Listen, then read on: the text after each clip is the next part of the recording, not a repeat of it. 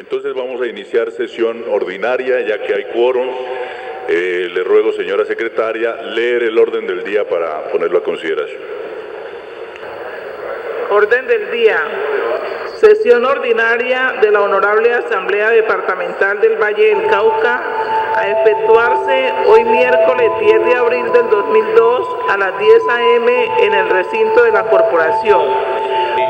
Que yo creo que ha sido una de las ciudades más azotadas por la violencia, ya que aquí inclusive hemos tenido la tristeza de vivir dos secuestros que nos han conmovido mucho, dos secuestros masivos, y hemos tenido también que ver el máximo del Departamento del Valle ante esos actos terroristas que se han verificado en los últimos días.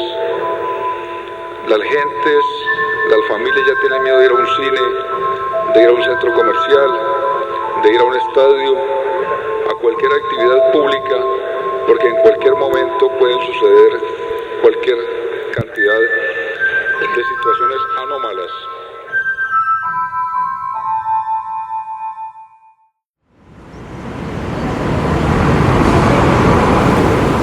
Siempre tenía una frase positiva, una actitud positiva, de dónde la sacaba no sé, pero siempre daba como el abrazo, como esa mano de apoyo, como esa palmadita que se necesita. Fue un líder totalmente humanitario, preocupado por la población, por la gente más vulnerable, por el medio ambiente.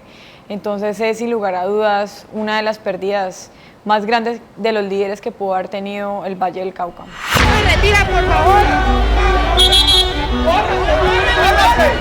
Un tipo que es trigueño, con un fusil, y entonces nos dijo, por favor evacúen que hay una bomba.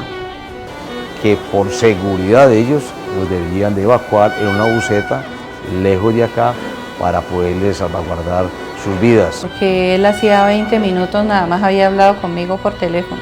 Un chao Mari, nos vemos más tarde, que quedó en pausa porque nunca pudo cumplir esa cita. Ya habían sacado a Sendales herido. Pensamos en el momento cuando oímos el disparo que era que han encontrado el tipo de la bomba. Ya más o menos por allá creo yo, después de media hora, es que realmente se dan cuenta que fue un secuestro y no como a ellos en su momento les habían dicho que los iban a sacar porque había una posible bomba aquí en la Duma del departamento. Pues siempre se dijo desde un principio que él era el único que se había percatado de que ellos no eran ejércitos sino guerrilleros. Dicen que él fue el que se dio cuenta por la vestimenta de ellos que ellos no eran ejércitos.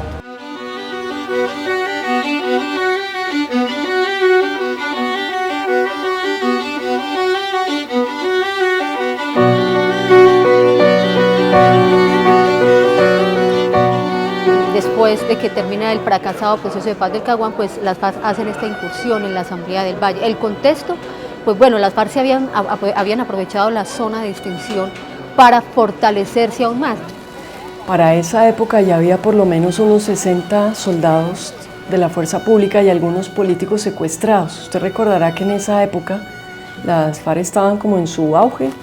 El mono Jojoy había dicho que él quería unir un gran grupo de personas secuestradas. Desde la ruptura de los diálogos del Caguán, las FARC habían decidido que no iban a secuestrar más militares y policías, no iban a hacer esas grandes tomas de bases militares y policiales que habían hecho entre el 96 y el 98 sobre la base de que al Estado no le interesaban los soldados y los militares rasos, que le interesaban tal vez los políticos porque tenían en teoría mayor nivel, pues estaban en la estrategia de secuestrar políticos. Los diputados del Valle habían entrado dentro de esta estrategia para presionar un intercambio humanitario por guerrilleros presos. Era solicitarle, exigirle al gobierno, estamos hablando de familias, y no estamos hablando de 12 familias, estamos hablando de más políticos.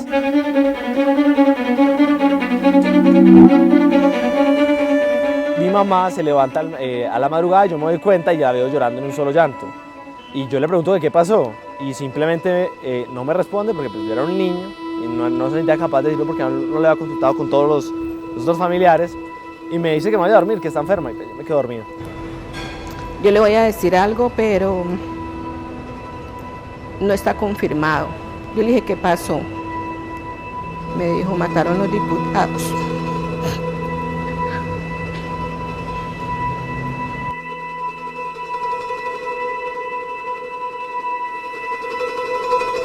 Ya el otro día, cuando ya a las 10 de la mañana toda mi familia estaba abajo, o sea, mis amigos, todo el mundo ya sabe menos yo, pues se sube mi mamá y nos cuenta esa noticia así, como no sabía qué decir, o sea, éramos unos niños, simplemente nos dice, Sebastián, mi hermano está dormido al lado mío, tu papá no va a volver.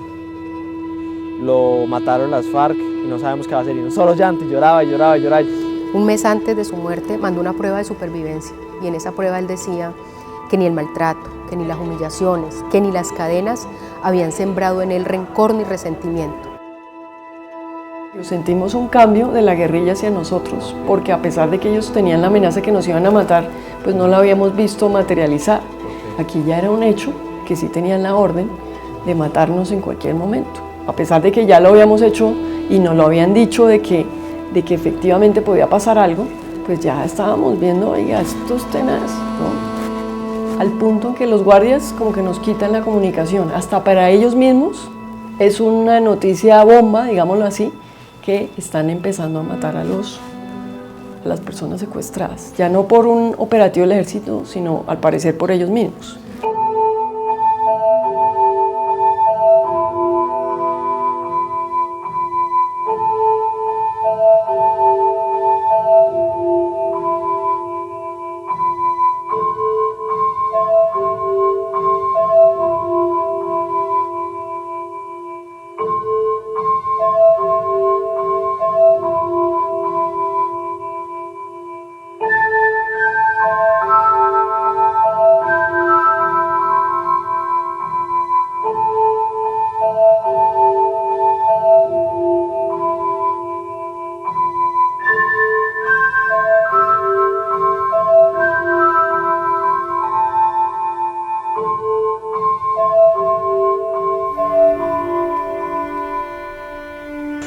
Es que son 5 años de dolor, 5 años esperando que el gobierno y las FARC demuestren su estatura política.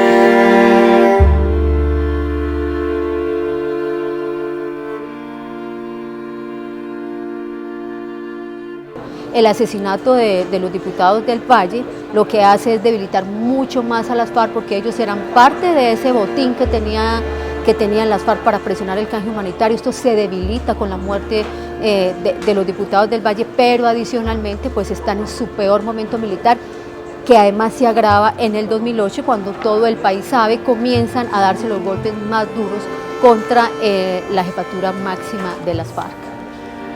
Para mí se pudo haber hecho algo más. Para mí en esto hubo negligencia del Estado. Para mí no se le colocó el debido cuidado que se le debió haber colocado. Y en eso tienen las culpas las dos partes. ¿Cuáles son las dos partes? Tanto las FARC como el gobierno. Y también me da mucho pesar, porque si tal vez hubiera habido una mejor voluntad de parte y parte, pues esta situación no hubiera perpetrado. Fíjese que nosotros empezamos a salir libres. En el caso mío, pues empezamos de ahí para allá, empezaron las liberaciones en el enero del año siguiente. Entonces, pues sí, a uno siempre le da pesar, porque la situación, el resultado de la película no fue lo mismo para unos y para otros. Y en el caso de ellos, pues sí, realmente fue muy dramático, porque todos, la gran mayoría pereció.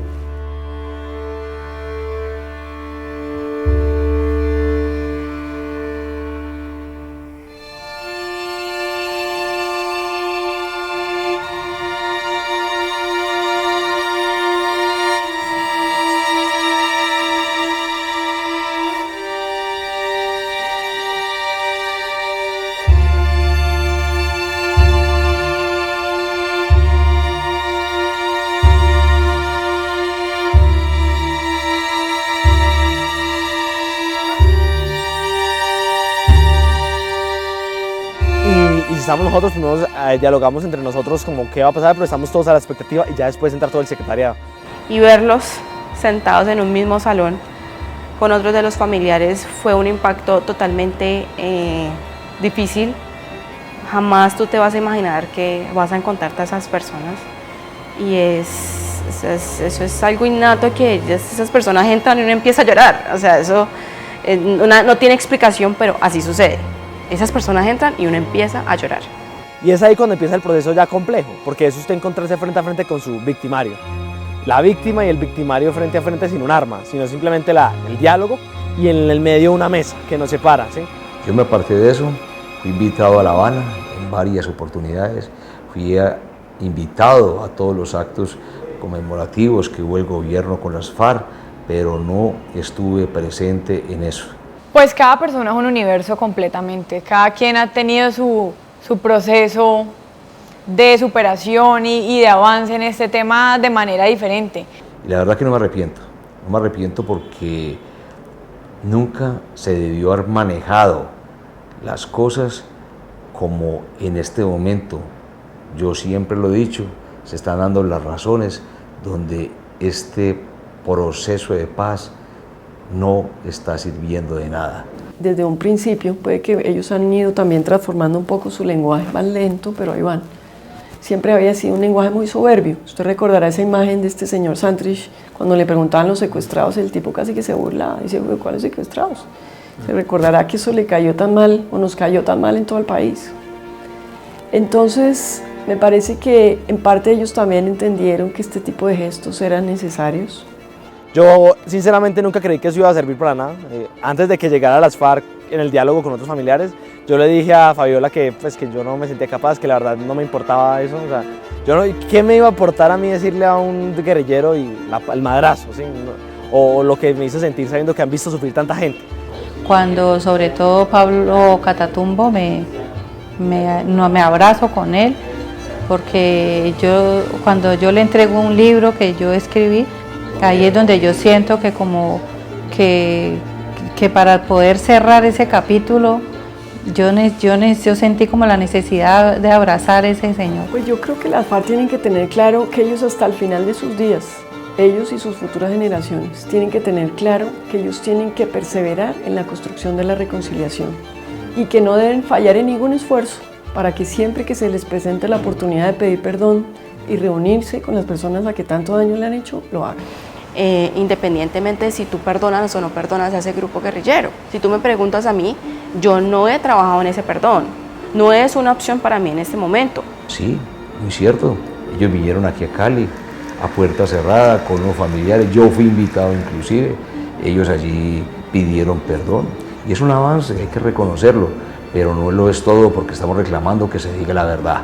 Pero aquí ni el Estado, y sobre todo las FARC, no han dicho la verdad de lo que realmente pasó. Ese secuestro y luego la muerte de 11 de los 12 diputados quedó para la historia del conflicto armado con las FARC como uno de los hechos más dolorosos y más trágicos, pero ese gesto de reconciliación, ese acto de reconciliación que protagonizaron jefes de las FARC y familiares de los diputados, pues cerró un círculo. Es que si no hubiera habido un acuerdo firmado con las FARC, nada de eso hubiera ocurrido.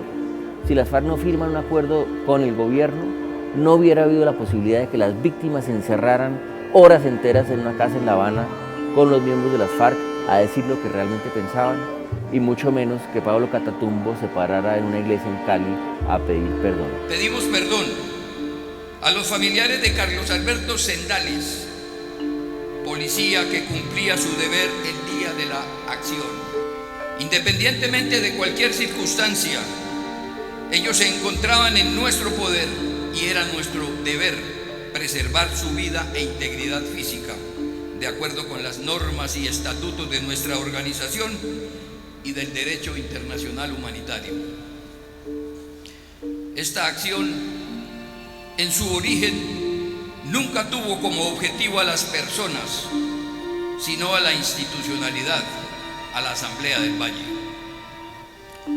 A Héctor Arismendi, Ramiro Echeverri, Francisco Giraldo, Carlos Alberto Charri, Nacianceno Orozco, Edison Pérez, Juan Carlos Narváez, Carlos Alberto Quintero, Javier Hoyos, Carlos Alberto Barragán y Rufino Varela Cobo, víctimas de la guerra, nuestro más sentido reconocimiento.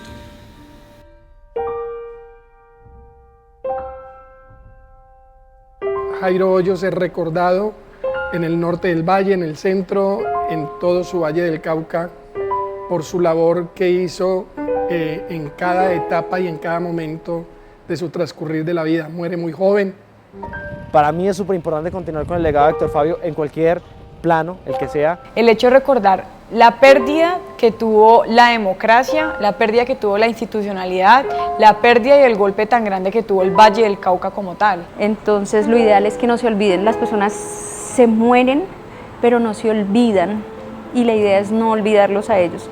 Que usted le pregunta a cualquier persona por el nombre de mi papá, Nacianceno Orozco, y va a dar la mejor referencia. Entonces es como que mi mayor orgullo, sin lugar a dudas, y es lo que le digo a diario porque siento que igual lo percibe y se lo puedo decir todos los días. Entonces, Juan, donde estés, tu sangre, tu dolor y en nuestro dolor no fue en vano. Lo extraño muchísimo, muchísimo. Me faltaron muchas cosas por vivir con él. De que cuando yo escucho canciones, no solamente como Tomando a tu amigo, sino cuando aparezca el amor, búscalo a él, siempre hablo con mi papá. Que somos profesionales gracias a él y a mi mamá, que